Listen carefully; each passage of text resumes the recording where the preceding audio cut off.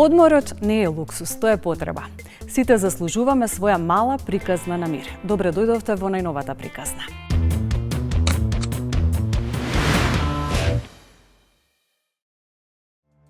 Граѓаните честопати поради недоволно финансиски средства избираат да не одат на одмор.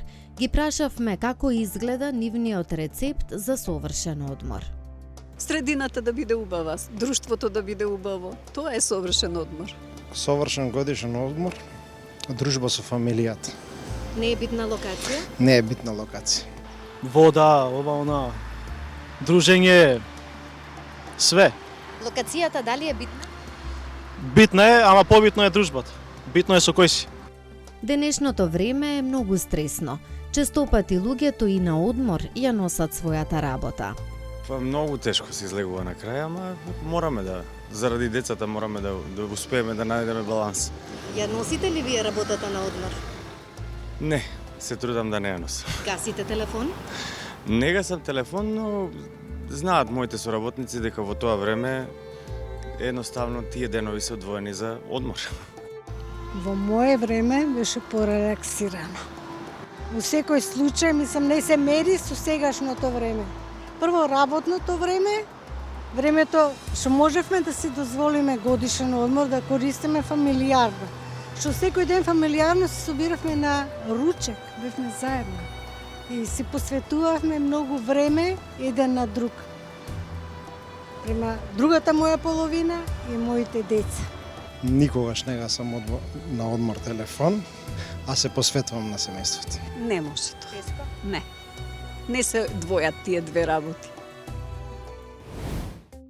Одморот не е само пауза, туку и време за враќање на енергијата, креативноста и менталната равнотежа.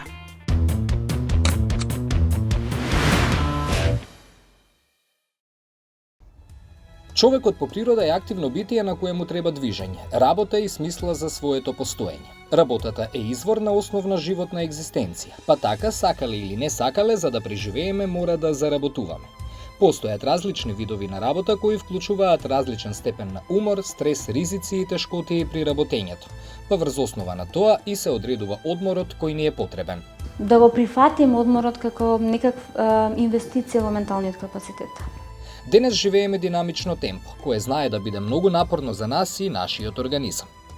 Во минатото, да речеме пред еден век, комуникацијата помеѓу луѓето во текот на еден ден била навистина многу поретка, интеракциите биле многу поретки, се среќавале луѓето со многу помал број на индивидуи, извршувале многу помалку интелектуални задачи. Во денешно време знаеме ние просечно колку телефонски разговори имаме, колку сме бомбардирани со електронските медиуми и во комуникацијата колку всушност сме расфрлани кога сакаме да постигнеме одредени задачи, зависно од нашиот професионален профил и всушност ние се гордееме, што е во негативна конотација, со мултитаскинг. Мултитаскингот е покажан дека има негативна конотација за нашето здравје, бидејќи за ние да обезбедиме такво ниво на активност, нели мозочна, меѓутоа и кардиоваскуларна, бидејќи ни се менува и притисокот и пулсот, или нашето општо расположение, ние всушност сме заложници на нашиот кортизол. Кортизолот е хормонот кој што го лачат надбубрежните жлезди и кој што е потребно да обезбедат зголемена фокусираност, зголемена концентрација, зголемена енергетска ефикасност од нашиот организам. Нели се зависно од професиите кои ги вршиме, всушност ние се напрегаме, едноставно кажано. И тој кортизол, од друга страна, метаболно негативно влијае, бидејќи ние многу често се среќава или да не бидеме гладни во текот на денот, за сметка на што кортизолот ни го качува шеќерот, а тој шеќер пак индуцира, предизвикува зголемена концентрација на инсулин и влегуваме во една спирала метаболна, па потоа во текот на попладнивните часови не можеме да се заситиме. Исто така, тој неметаболизиран кортизол ни го ремети сонот, па имаме неквалитетен површ. Значи, не можеме да се опуштиме за да ја постигнеме таа оска циклична на будност и на спиење, која што нормално се менува во текот на денот, бидејќи ние сме всушност суштества на природата и сме прилагодени во текот на еволуцијата на Сонцето и на движењето на нашата планета Земја околу Сонцето, па нормално е природно да бидеме будни и максимално нели фокусирани во првите делови од денот, околу 10 часот, не веднаш од како ќе се разбудиме, па постојат флуктуации, повторно се зголемува таа фокусираност, mental sharpness, нели острина ментална во текот на денот околу 14 часот и потоа постепено паѓа нашето расположение, односно ние се спремаме да заспиеме и да влеземе во периодот на обновата на нашето тело. Вредиш само во времето кога си продуктивен.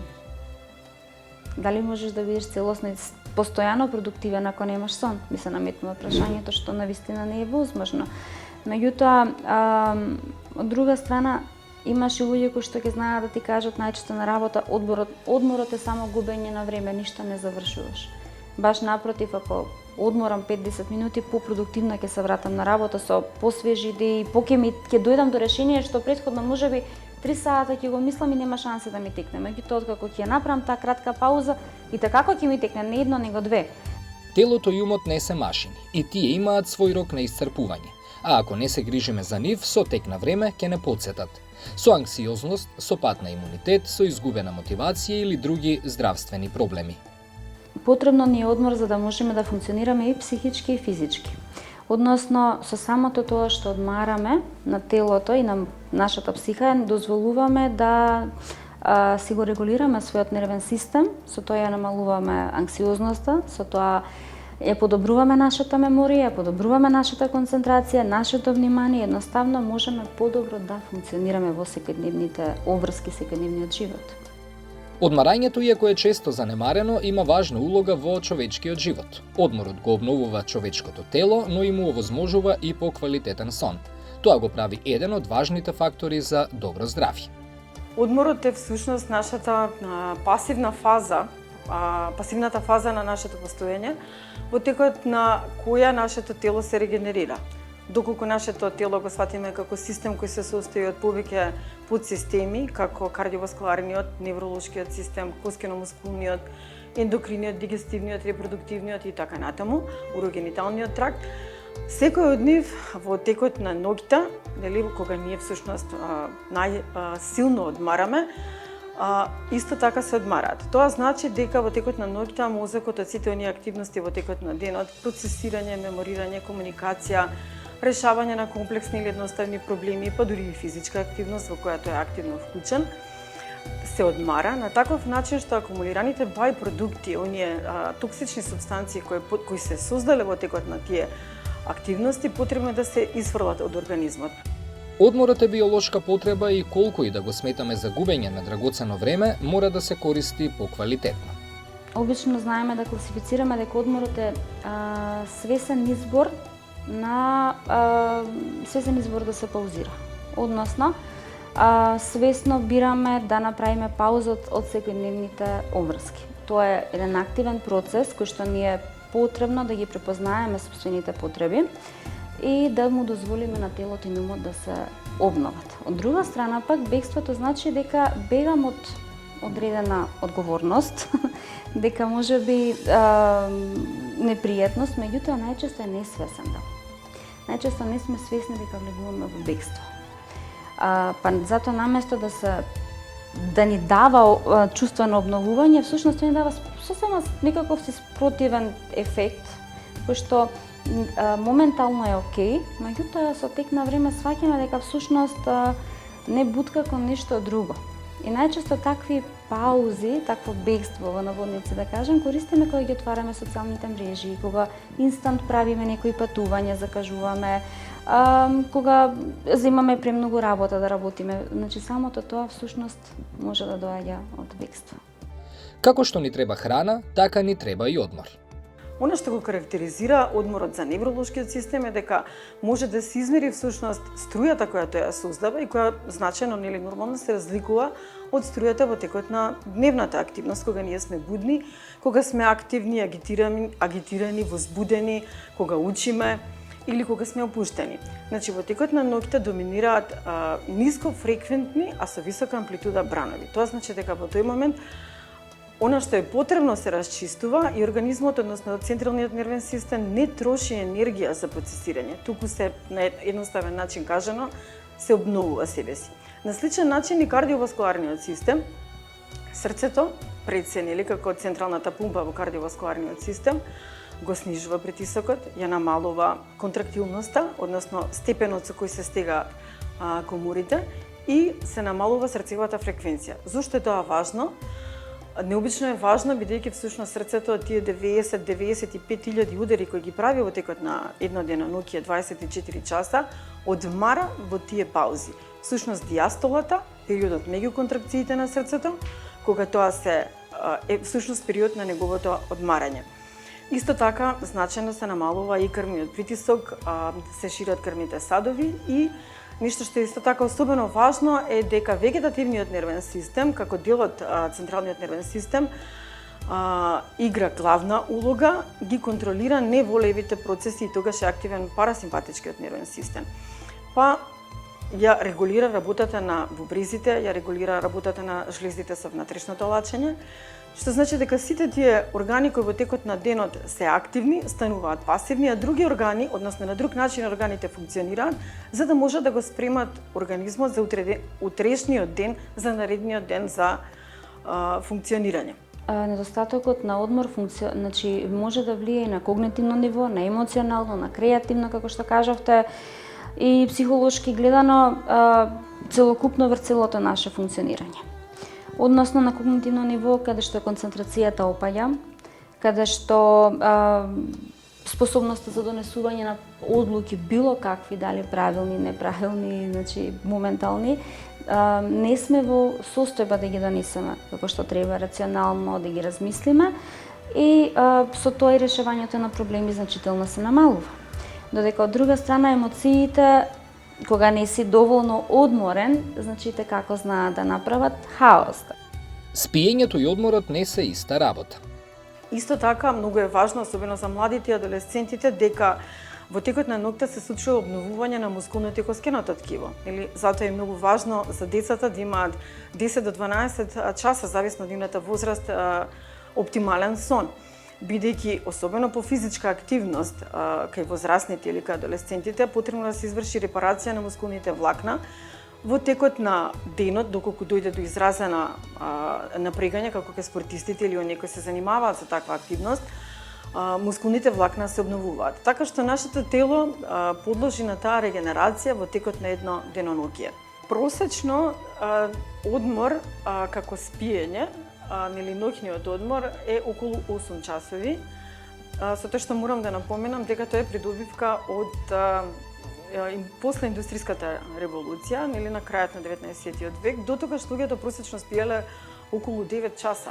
Имале поинаква динамика, нивното живење било сосема поинакво, не било толку интерактивно, да бидат сите вмрежени, да бидат, нели, и тоа да го напоменеме, допаминската зависност од социјалните мрежи, од телефоните, која е една друга проблематика, меѓутоа можеме да ја вклучиме. Потребата за одмор и практично ја доживуваме додека сме на одмор. Знаеме колку е важен откако ќе се вратиме на одмор, бидејќи се чувствуваме сосема поинаку. Го немаме тој акумулиран стрес од секојдневието, од сообраќајот, од комуникацијата, спиеме подобро, всушност самиот одморот, односно чувството што го имаме, дека сме помоќни, помлади, посвежи и ни се враќа ведрината, можеме да кажеме дека необично е важен, значи не само за нашето општо чувство, нели, туку за целокупната здравствена благосостојба. Всушност одморот е важен за ние да имаме подолг век и да оние болести кои неминовно мора да се случат, нели, зависни од генетиката и од начинот на живењето, да се случат што е можно покасно. Истражувањата покажуваат дека просечно му требаат на човекот 5 до 7 дена само за да се исклучи од секојдневниот стрес. Првите неколку дена ги трошиме на адаптација. Се уште проверуваме мејлови, мислиме на обврски, се будиме рано по навик. Дури потоа започнува вистинската релаксација. Идеалниот одмор според психолозите трае од 10 до 14 дена. Во првата недела телото се смирува, во втората умот се ослободува. Тоа е моментот кога се враќа креативноста, расположението се подобрува, а стресот навистина опаѓа.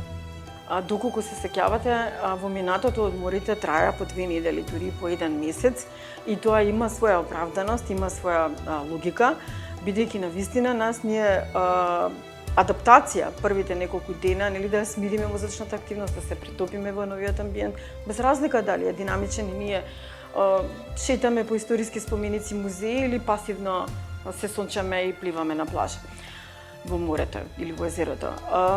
Мојата препорака е да колку можеме повеќе да се стремиме кон подолги одмори, бидејќи тогаш навистина се рехабилитираме и регенерираме, можеме да постигнеме тој регенеративен ефект на природата, бидејќи потребно е време да се исчистат тие хормони и таа оска помеѓу надбубрежните жлезди и мозокот да се смири. Но во недостаток, нели, на такви услови, морам да препорачам дека и кратките викенди, иако, нели, знаат да бидат и напнати, меѓутоа може да бидат корисни и ги препорачувам наспроти, нели, пасивното поминување на викендите. Денес ни треба одмори од дигитални активности. Моја топла препорака како лекар е дека е потребно да се исклучиме и да се внесеме во природата, да се соединиме со неа. Оттаму потекнува и нејзиниот регенераторен капацитет. Затоа и всушност се препорачува престој во шума, на планина или до вода. Водата има и огромна магнетна енергија која действува на нашиот централен нервен систем и кардиоваскуларен систем на таков начин што не успорува едноставно и преголемата количина на топлина. Климата во тој даден амбиент во која што ние, нели, мораме да се адаптираме, влијае да ние се успориме. Зошто е тоа важно? Бидејќи постојаните прекини во тоа удобство кое што ни го нуди природата, кој треба да биде главен наш амбиент, нели, главно ние треба и да функционираме на таков начин во услови на природа со спокој после работа, значи независно само од одморот во текот на годината, зимскиот или летниот или викендите, секој ден ние треба да имаме краток одмор, да речеме од час до 2 во текот на денот. Важно е, бидејќи доколку акумулираме хроничен стрес, нашето тело се наоѓа постојано во состојба на fight or flight, што значи дека постојано сме во некако несвесно исчекување, дека нешто непријатно може да се случи. Многумина од нас работата ја носат и на својот одмор. Кога е било кој човек од било која професија на одмор, потребно е да се исклучи. Дури пред неколку години мислам дека беше пропишан закон во Европската унија во која што се забранува испраќање на имейл комуникацијата после работните сати, бидејќи запазено е дека, забележано е дека го нарушува здравствената состојба кај вработените. Па сигурно знаете исто така и дека во нордиските земји работната недела се скрати од 5 на 4 работни денови. Така што сите тие фактори укажуваат дека, нели, здравите работници се по-ефикасни работници, нели, отколку оние работници кои што се врзани за своето работно место, всушност се во неоптимална здравствена состојба и постигнуваат полоши резултати. На секој од нас му треба одмор и оддишка, дури и на оние кои се со статус невработени. Самиот стресен начин на живот, предизвиците со кои се соочуваме секојдневно, бројните обврски во домот и надвор од него, работни ангажмани и слично, се повеќе од доволни причини дека мора да запреме и да одмориме барем на кратко. Така да најдобро слушање на своите потреби и ограничување на сето на кое што. И да не ги заборавам, најважниот сите границите. Значи да знаеме кога и да не ни биде ни срам, ни страф ако јас во моментов не можам и не се чувствувам добро, можам слободно да кажам, се извинувам, меѓутоа не ми е добро, не би можела да ве испочитувам вас со тоа што ќе излезам. И тоа е сосема во ред, треба да разбереме и ние, меѓутоа и другите околу нас, дека во ред е да не одбијат понекогаш и во ред е ние да одбиеме понекогаш.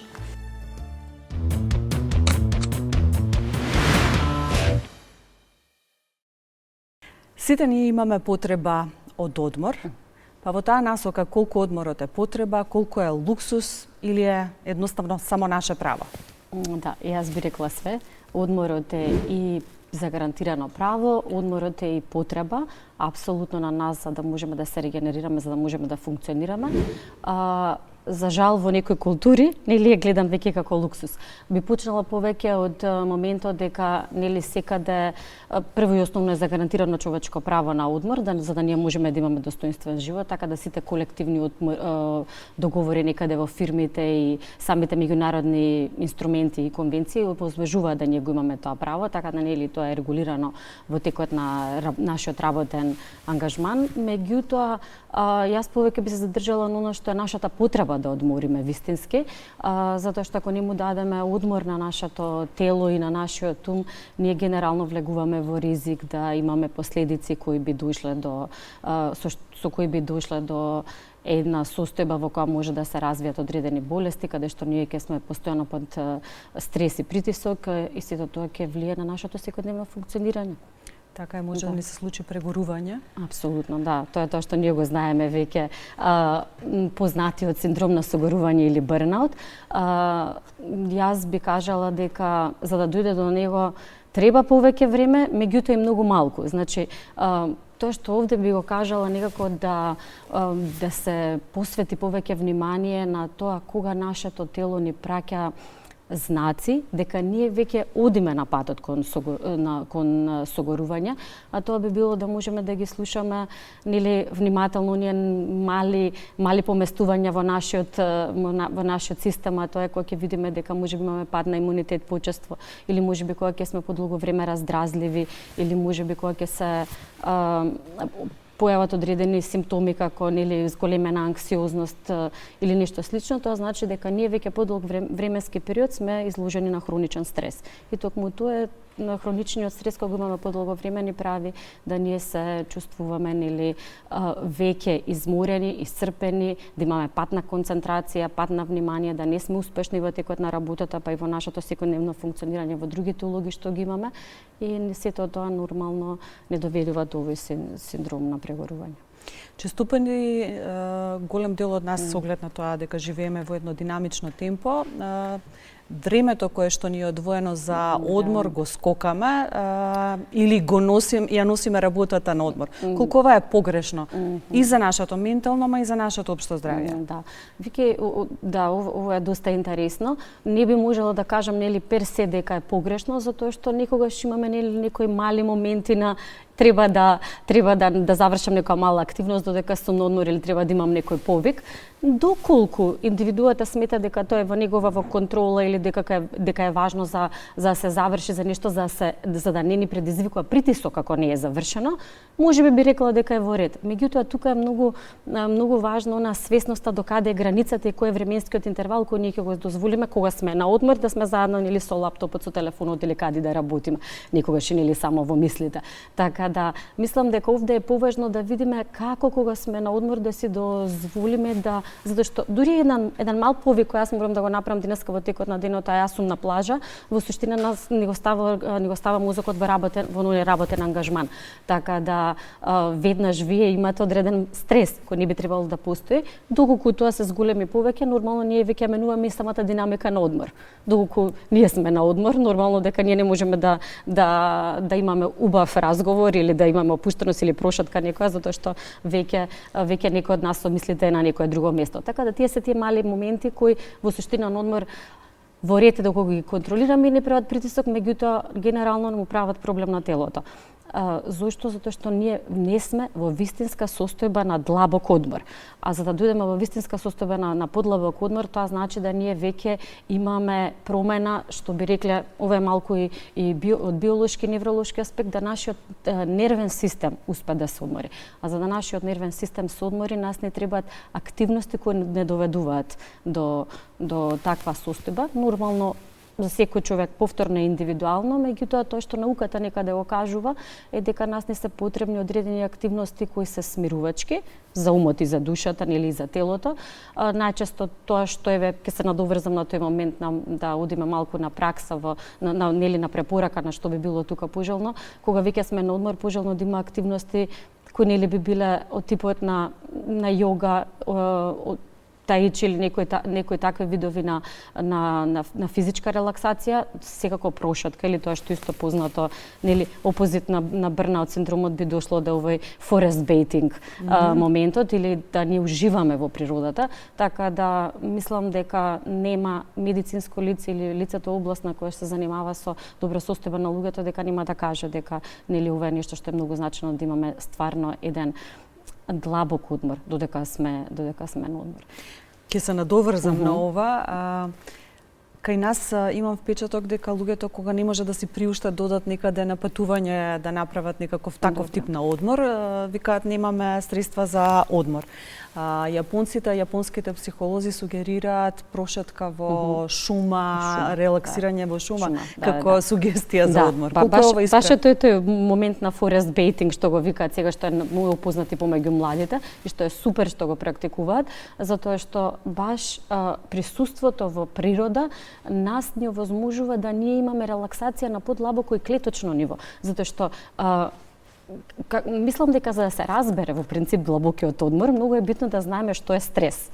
Затоа што стресот е тој што кога го имаме стресот како момент, како процес во нашето тело е потребен. Зошто? Затоа што нели во состојба на мал аларм, на поголемо зголемување на адреналинот и кортизолот, нас не кажува дека ова не е важно или нас не кажува информација дека ние можеме сме во некоја загрозувачка ситуација. Меѓутоа тоа што е тука важно е дека во модерниот свет све за нас е загрозувачки е закана. Всушност дури нели не одговор на еден мејл или не одговор на еден повик за нас всушност е закана.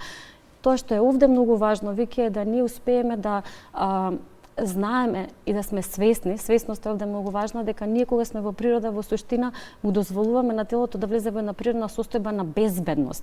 Значи ние не сме веќе тригерирани од секојдневието, немаме закани и веднаш се случува да имаме онаа хемиска промена на ниво, па дури на клеточно ниво, затоа што ние знаеме дека во принцип најосновните клетки кои се тоа се митохондрите се извор на клетки, кога ние нив не им овозможуваме да природно се регенерираат, нормално дека ние ќе имаме еден куп и физички и психолошки последици врз нашето тело. Така да природа мислам дека е одличен старт на било каков одмор што го имаме да може да се вклучи на нели во моментот на тоа каде ни избираме да одмор, па дури да сме нели лимитирани со одредени со финансиски средства, така да јапонците многу интересно тоа го решаваат, нели баш со една едноставност. Од нив има многу мудрости кои што може да се научат. Така се согласувам. Освен физичкиот одмор, она што на сите ни треба понекогаш е и емоционален и социјален одмор, особено од аспект на менталниот дел. Да, апсолутно си во право и мислам дека ова е можеби потешкиот момент и во суштина и поважниот. Зошто? Затоа што модерното време денеска бара да ние сме премногу присутни во голем број на улоги. И кога ние сме присутни во голем број на улоги, ние во суштина не можеме да воспоставиме, не секогаш успеваме да воспоставиме нели приоритети и кои улоги се за нас поважни, затоа што многу едноставно кога го гледаш, доколку ние сме во одредени односи, ние се вплеткуваме во одредени очекувања на луѓето кои се блиски околу нас, во тугите приказни, во тугите проблеми, и сето тоа нас секојдневно ни исцрпува. Тука е особено важно да ние сме свесни да имаме време и за себе, или да посветиме грижа на себе, и тоа не подразбира дека ние ако се повлечеме се изолираме, тоа значи дека ние сме тука да се свртиме кон нашите потреби, за да може да одговориме по тоа и на другите. Тоа е емоционалниот момент, како сме ние свесни со очекувањата што ги имаме од најблиските, без разлика дали сме нели родители, партнери, одговорни лидери, колеги. Меѓутоа, исто така на тој момент се надоврзува и другото, а тоа е социјалниот, нели социјалните очекувања што ние ги имаме и како ние овде да дозволиме да во ова денешно ултра брзо и модерно време успееме да некако речеме стоп. Телото мене ми праќа порака дека аз можеби треба малку да се повлечам, малце да обрнам внимание, да посветам внимание на себе. И тука е многу важно да воспоставиме убави граници, се со цел да ние можеме вистински да се регенерираме и физички и психолошки, за да можеме повторно да дадеме назад, а тоа е еден поздрав и поавтентичен однос кон другите луѓе.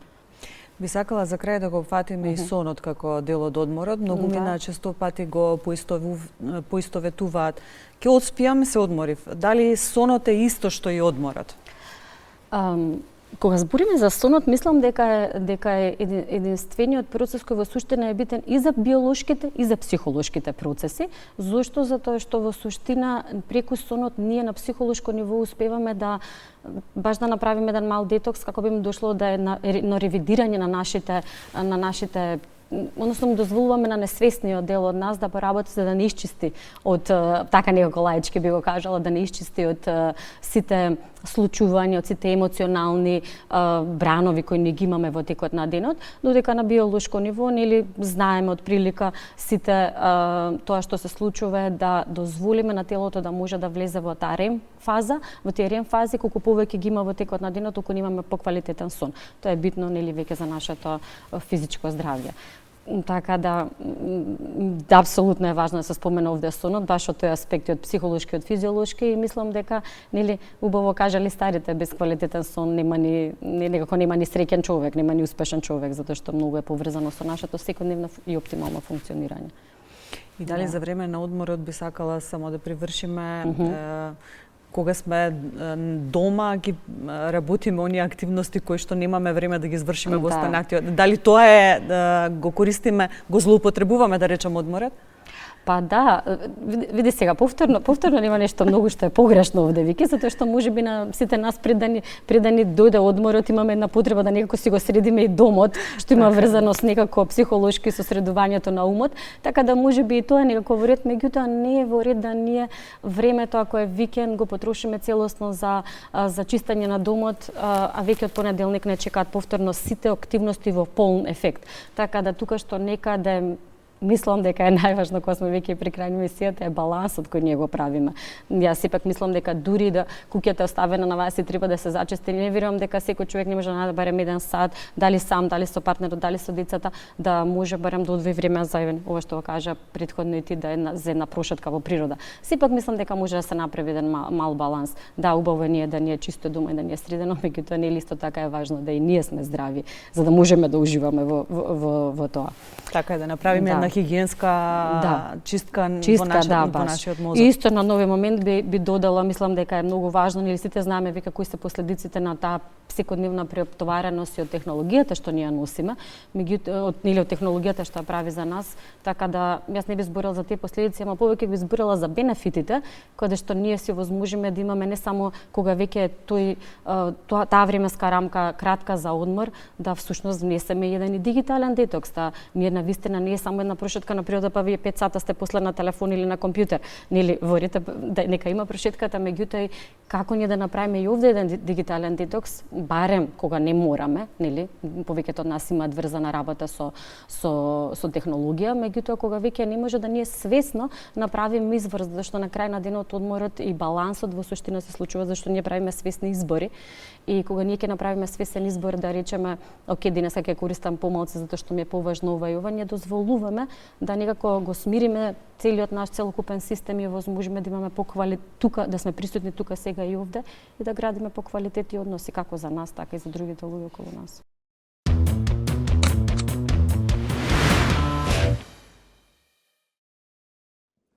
Националниот младински совет во активностите за заштита на менталното здравје одржува работилници за поддршка од прегорување кај младите луѓе. Заклучоците беа дека како се развива општеството, така се поголеми очекувања има од младите, дали да бидат одлични на работно место, дали да бидат одлични на студии, да имат додатни активности, проектни задачи, сите бркаат просак за стипендии во странство, очекувањата се многу големи, краток е денот, навистина не можеш да постигнеш. Оно што можевме тогаш со сертифицирани психолози да го сработиме, подготвувавме тестови кои што ти кажуваат до кој степен си на бърнаут и како можеш понатаму кога си прегорен да се самозаштитиш, што да направиш, како да научиш да направиш пауза, како се прави пауза, да си посветиш време за себе, за активности во слободно време кои што ќе се баш за релаксација и опуштање на телото, наместо само за бркање на некој општествено наметнат успех. Во ова динамично време, младите мораат да балансираат и да најдат време за одмор од сите обврски и амбиции.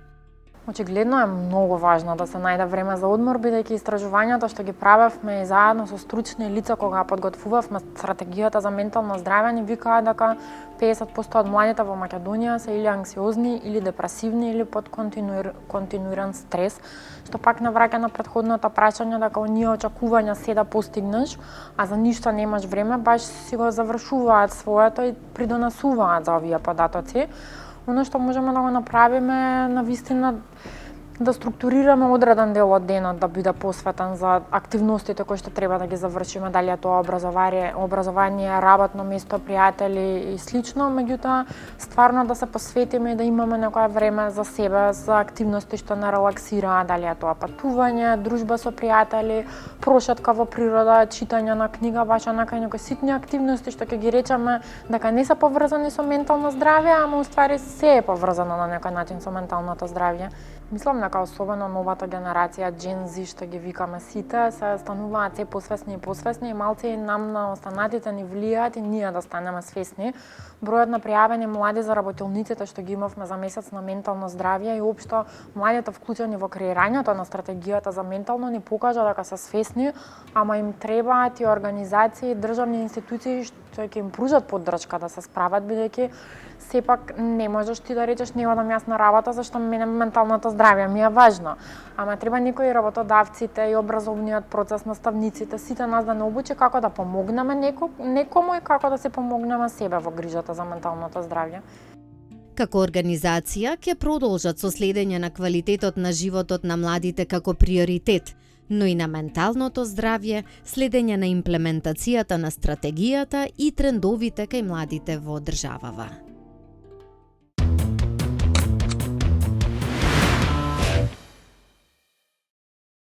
Работникот има неколку права, меѓу кои и начинот, односно користење на годишниот одмор.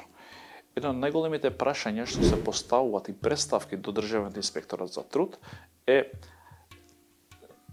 некористењето на годишниот одмор, односно неовозможувањето на користење на годишен одмор од страна на работодавачите, особено на тие што им се прекинува работниот однос, на една категорија, на втората категорија тие што се болни и не успеале да го користат во законската рамка кој им дозвола користење на годишен одмор, луѓето кои за некои причини не го користеле годишниот одмор, кои се од виша сила, бремените жени исто така, и на крај тие што се повеќе странките, односно работниците, кои не го користеле годишен одмор заради тоа што биле на определено време кај работодавачот.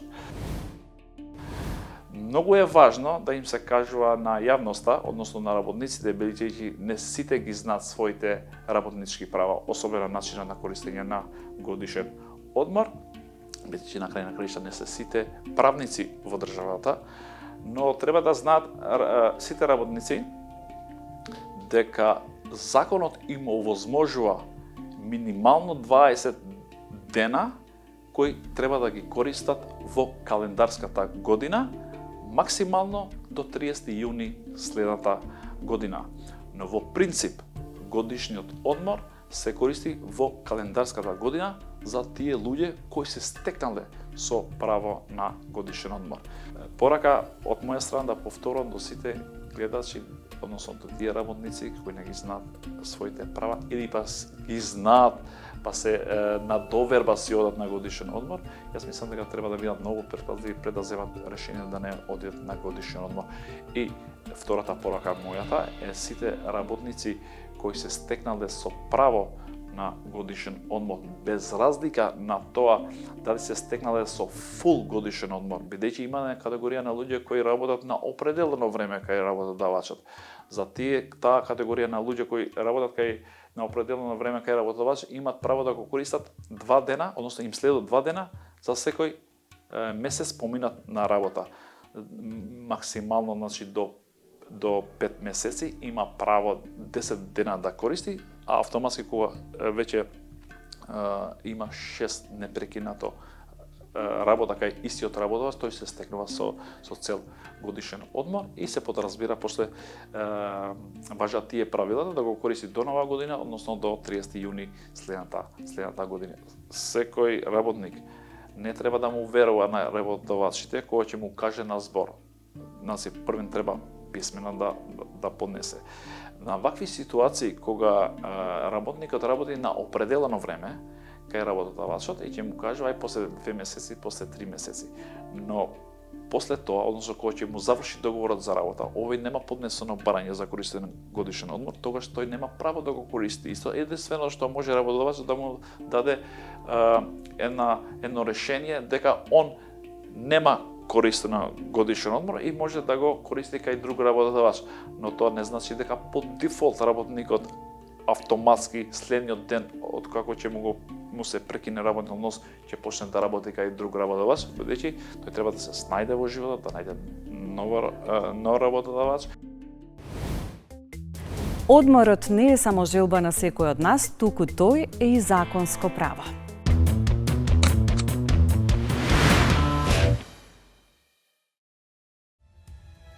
Одморот не е привилегија, туку загарантирано право кое ја чува здравствената и менталната благосостојба на работникот. Годишниот одмор е законско гарантирано право за работниците, но и клучен фактор за одржување на нивната продуктивност, како и менталното и физичкото здравје. Деновите на кога работникот ќе го користи годишниот одмор е предмет на договарање, бидејќи не смее тоа да влијае врз работниот процес. Што ќе рече, доколку има потреба од извршување на некои работи кои што се неопходни, сепак тоа треба да биде најавено и да се каже дека за тој период сакам да го искористам годишниот одмор. Доколку тоа не е возможно, ќе се направи договор. Меѓутоа, законот предвидува два дела како да се искористи во начинот на користење на годишниот одмор. Првиот дел од годишниот одмор, во кој што треба да биде искористен, изнесува 2 работни недели, кој што треба да се искористи најдоцна до крајот на годината, а преостанатиот дел од денови колку што ги има, треба да бидат искористени до крајот на 6-тиот месец. Правото на платен годишен одмор е уставно загарантирано право. Уставот на Република Македонија става посебен акцент на неприкосновеноста на правото на одмор, со определбата дека од ова право вработениот не може да се откаже. Па така евентуална изјава со која вработениот би се откажал од правото на годишен одмор, односно од правото на паричен надомест за годишен одмор, што му следува доколку не го искористи, во правна смисла е ништовна, а тоа значи не произведува правно дејство. Правото на годишен одмор е регулирано во Законот за работни односи, но правото на годишен одмор произлегува од работниот однос. За да остварите право на годишен одмор, треба да бидете во работен однос. Македонија е потписник на Европската конвенција, односно Светската конвенција за право на годишен одмор уште во 1991 година, а тоа е поврзано со, да го кажам, социјалниот карактер на нашиот устав. Ако сите имаме право на работа, тие што се во работен однос имаат и право на годишен одмор. Законот има за работни односи има 2 императивни норми. Едната е дека сите имаат вработени право на плата, и сите што се вработени имаат право на годишен одмор. Ниту еден договор за работа не може да се склучи без овие два суштински елементи на договорот за работа. Мора да има плата, мора да има годишен одмор. Доколку нема плата или не е предвидено во договорот плата или годишен одмор, таквиот договор се смета за ништовен. Работникот има право од платен годишен одмор од најмалку 20 работни дена, со тоа што со колективен договор или договор за вработување годишниот одмор може да се продолжи најмногу до 26 дена. Во Законот за работни односи е предвидено дека минимум, односно најмалку денови на годишен одмор се предвидени 20 дена. Но тоа е минимумот. денови на одмор. Може, доколку е уредено со колективен договор или помеѓу работникот и работодавачот, да се зголеми тој ден до максимум 26 дена, кој што зависи од стажот на работникот, од комплицираната работа и од други параметри. Но законот предвидел најмногу 26 дена. Она што е интересно, според нашиот закон за работни односи, за работоспособни се сметаат деца кои што наполниле 15 години. Тие може да заснуваат работен однос. За тие деца кои што се во работен однос, до наполнување на полнолетство, односно 18 години, му следуваат по закон и дополнителни 5 работни дена. Значи, ако се минимум 20 дена, по закон му следуваат дополнителни 5 работни дена. За лицата што се постари, од 55 за жени, 55 за 59 за жени, следуваат и за тие што се поголема инвалидност, следуваат дополнителни 3 работни дена. За жал, работниците не ги познаваат доволно своите права. Користењето на годишниот одмор не се доведува во прашање, бидејќи законот вели не може да нема годишен одмор. Суштината е тоа што, за жал, сметам дека работниците не се доволно информирани и не знаат дека правото на годишен одмор не е прашање на избор. Тоа е задолжително. Но како што веќе реков, тоа треба да биде договорено, не смее да трпат процесите на работа. Контрола на спроведување на законот за работни односи е трудовиот инспекторат. Доколку работникот побара од работодавачот да му биде издадено решение за годишен одмор, а работодавачот не го издаде таквото решение, без да даде посебно образложение, треба да се обрати во трудовиот инспекторат и да побара од трудовиот инспекторат да изврши инспекцијски надзор, во кој што ќе се утврди дали има направено пропусти или не, и ако има утврдено пропусти, по службена должност трудовиот инспекторат може да изрече прекршочно решение во кој што ќе извлече глоба. Глобите и не се така мали. Во случај да му престане работниот однос, а не го искористил годишниот одмор, должен е да побара од работодавачот да му биде исплатен годишниот одмор. Доколку не поднесе барање за исплата на годишниот одмор, нема да му следи ни правата. Така што, иако е предвидено во закон дека му следува годишен одмор и дека таа норма е императивна, доколку му престане работниот однос, не по негова вина, или оди во пензионирање, или му престане работниот однос поради тоа што работниот однос е заснован на определено време, доколку сака да му биде исплатен тој годишен одмор, треба да поднесе барање. Во случај работодавачот да не го исплати работниот регресот за годишен однос или надоместот за годишен однос, тогаш може да побара судска заштита. Според податоците на Државниот завод за статистика, дел од населението не патува поради немање финансии, деловни причини, здравствени проблеми. Има и такви кои изјавиле дека немаат потреба од годишен одмор, но има и луѓе кои живеат во туристички места и не патуваат на друга дестинација за да се одморат или ги спречила некоја сосема друга причина. Немањето финансии е најчест фактор поради кој луѓето не одат на одмор. Повеќедетните семејства и издржуваните лица кои зависат од друг член на семејството имаат потешкотии да заминат на одмор. Одморот може да го намали ризикот од срцев удар за 32% кај мажите на возраст од 35 до 57 години и да го намали ризикот од смрт на половина кај жените на возраст од 45 до 64 години. Спиењето и одморот не се иста активност, иако многумина од нас погрешно ги мешаат овие два поими. Животот го поминуваме мислејќи дека сме се одмориле затоа што сме се наспале преку ноќта, но во реалноста пропуштаме други видови одмор што очајно ни се потребни.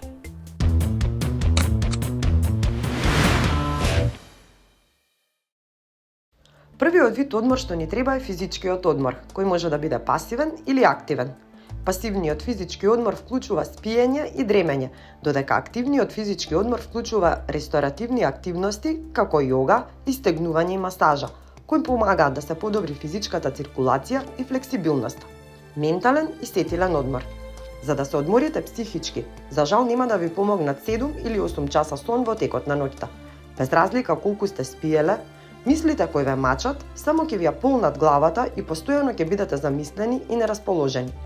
Ако работата ви предизвикува стрес, правете кратки паузи на секој 2 часа во текот на вашиот работен ден и фокусирајте се на нешто друго што ве исполнува.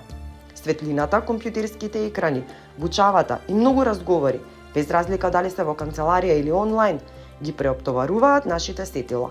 Можеме да се спротивставиме на овој тип на замор со тоа што ќе направиме нешто исклучително едноставно во текот на денот. Ги затвораме очите на 1 минута. Исто така, сите електронски уреди треба да се исклучат на крајот од денот. Креативниот одмор ја буди креативноста, имагинацијата и ги раздвижува мислите. Овој тип на одмор подразбира вршење на некоја активност што од секогаш ви била омилена, како на пример шетање во парк или шума, гледање во дрвјата. Овој тип на одмор е особено важен бидејќи има влијание како решавање на загадка во вашиот мозок. Постојат емоционален и социјален одмор. Доколку постојано им удоволувате на другите, а никој не ве прашал вас како сте, потребно е да се оттргнете од овие луѓе и да се наполните со вашата енергија. Понекогаш луѓето не знаат за граници и постојано ќе бараат нешто од вас, без разлика дали се работи за семеен однос или пријател. Вие одлучувате кога е потребно да ги вратите вашите сили. Одморот е и време за себе, но и ваше право. Затоа искористете го. Само одморени може да бидете посреќни и попродуктивни и дома и на работа. Довидување до следната приказна.